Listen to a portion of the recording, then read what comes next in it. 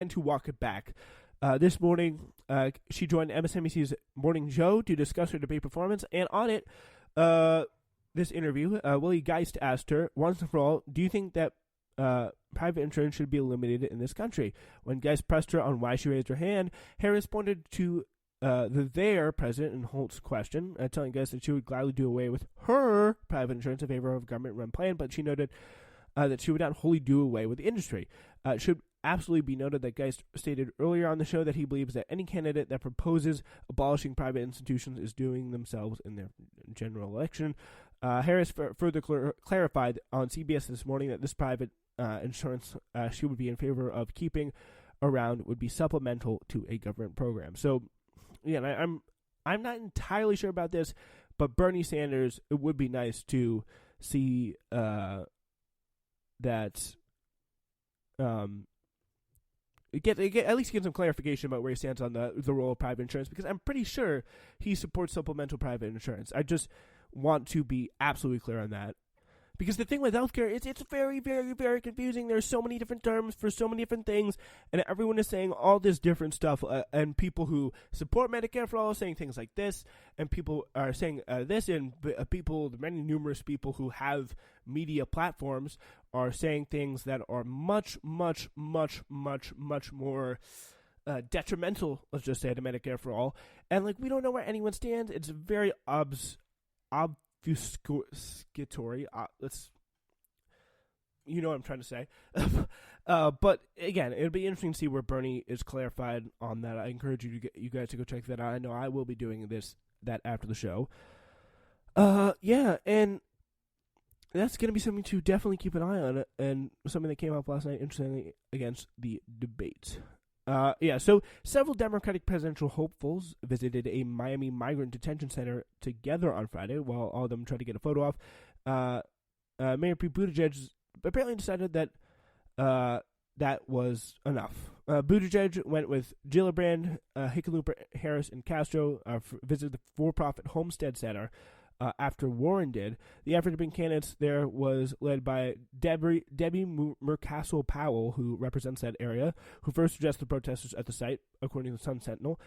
Candidate Marianne Williamson also took a separate trip to Homestead, and Elizabeth Warren did as well.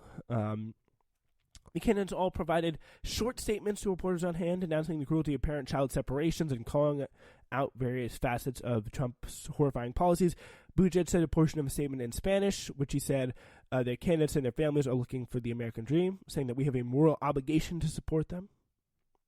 He went into that facility and requested the opportunity to see what's going on there. Pursuant to a federal law, which requires at least that members of Congress be able to access that facility, and we were told no. We were told sorry. We were told somebody had to place a phone call to somebody somewhere in Washington, and it didn't happen. You and I paid for this place. What is being done in that building is being done in our name and with our money. It is wrong. It is wrong. But if it's our tax money, if it's our country, then it's our obligation to bring about something different, and that's what we're here to do. We will say no more to prisons for children. Never again.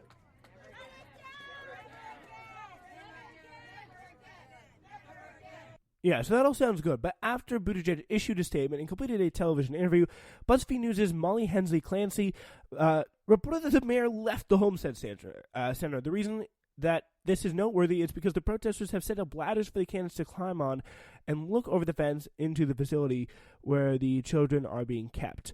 Buttigieg apparently decided that his words were enough, and to the anger of the protesters gathered there, he just got up and left. So Mayor Pete got into the car from Homestead without, this is her tweet here, going to the ladders to look over the children in the facility. Protesters screamed, see the kids, as he drove away. They were furious that he didn't see them, with the quote, this is about them. Buttigieg did a long television interview before driving away from Homestead without trying to see the migrant children over the fence the way the other candidates have. I'm disappointed. This is about them, one protester, Alessandra Mandolfi, said after Buttigieg drove away. She screamed, "See the kids," into the car. This isn't a protest. This isn't a press conference, she said. This is about them. Other candidates made a different choice. Julian Castro, getting up on the ladders, trying to see how the children are in the facility. A protester is explaining them explaining to him how the children initially didn't have the hats, and they were just kind of roasting out there in the suns. But they eventually got change originally, and some candidates were waving to them. Senator Gillibrand said, and Kamala Harris said that what they saw inside was stunning and unconscionable. I mean, obviously there has been a robust discussion in the past few days surrounding the use of black and brown bodies by politicians and the news media, specifically as it relates to the picture of the deceased Oscar Alberto Martinez Ramirez and his daughter Valeria, who were killed by the cruelties of geopolitical forces and an American immigration system turned into an apathetic and evil weapon. There exists an argument in the back of my mind that these kids, these kinds of visits all feel like little more than an opportunistic political play for the candidates. But one can also recognize that just because a photo op is part of a routine, there is true added value in forcing our nation's reporters and news channels to highlight the long overlooked and undercovered issues baked into the immigration system, as other national atrocities such as the murdered, missing Indigenous women's crisis have shown. Invisibility is not a viable alternative. Like, this needs to get as much attention as possible, and Buttigieg, again, proving, like with most issues involving minorities, that he doesn't seem to be in it for the long haul. All right, we turn now to Nancy Pelosi, and she's not up to some very good stuff. So we're talking about human lives, and let's just subject people to the laws. But we also have to recognize that everyone in America has rights, visibly emotional, Nancy Pelosi said on Thursday afternoon. Later that day, however, right-wingers in the House of Democratic Caucus confirmed that, in fact, they don't believe everyone in America has rights. With the help of Republicans on Thursday, conservative House Democrats passed a Senate bill to keep funding President Trump's border concentration camps for children with pretty much no strings attached. Progressives in the House had worked a deal out with Pelosi that have tied restrictions on how the Trump administration used the more than $4 billion in funding, but even the even more useless Senate Minority Leader Chuck Schumer, they didn't even try to rally his caucus against the Senate bill, which basically has no restrictions on how the administration will use the money. He didn't try it at all. It passed the Senate 84-8. Then half of the House Democratic Caucus, which actually has the power to stop this, voted for Mitch McConnell's border funding bill. What finally got Pelosi to back down, you ask? Per the New York Times, her retreat came after Mike Pence gave Pelosi private assurances that the administration would abide by some of the restrictions she had sought. They included a requirement to notify lawmakers within 24 hours after the death of a migrant child in government custody, and 90-day time limit on children spending time in temporary intake facilities, according to a person familiar with the discussions. That's right, you got private assurances from Mike Pence. So he can just deny them. He can just do whatever he wants with them because they're private. They're not in front of a camera. They're not in front of even a tape recorder at all, which is ridiculous. Private assurances from Mike Pence. The administration would give them a heads up if a kid dies. It's incredible. Mark Pocan rightfully called out the Problem Solvers Caucus, the Vichy Light group of House Democrats led by Rahm Emanuel wannabe Josh Gottheimer, who allegedly beat the crap out of a parked car in the midst of a temper tantrum for his role in this disaster, and its role in the disaster. Since when did the Problem Solvers Caucus become the Child Abuse Caucus? Wouldn't they want to at least fight against the contractors who run deplorable facilities?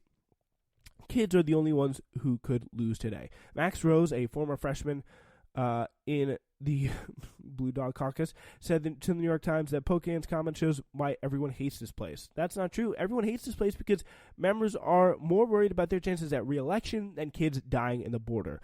So moderate Democrats privately told House Democratic leaders they were wary of supporting a bill that provided less money for ICE that could be later used against them in their re-election campaigns to portray them as weak on immigration enforcement, according to lawmakers and several aides familiar with discussions who described them on condition of anonymity. Unbelievable. Unbelievable. That's a quote there from the New York Times article there. So, these people have no morals. You think that you think Mark Pocan isn't going to be attacked for this? Like, what in the world is wrong with these people's brains? Like, it's unimaginable that they would think that this is okay. It is unimaginable that this, oh yes, it's like, people need to toughen up. And by the way, primary them all, 2020 is coming. This is newsflash.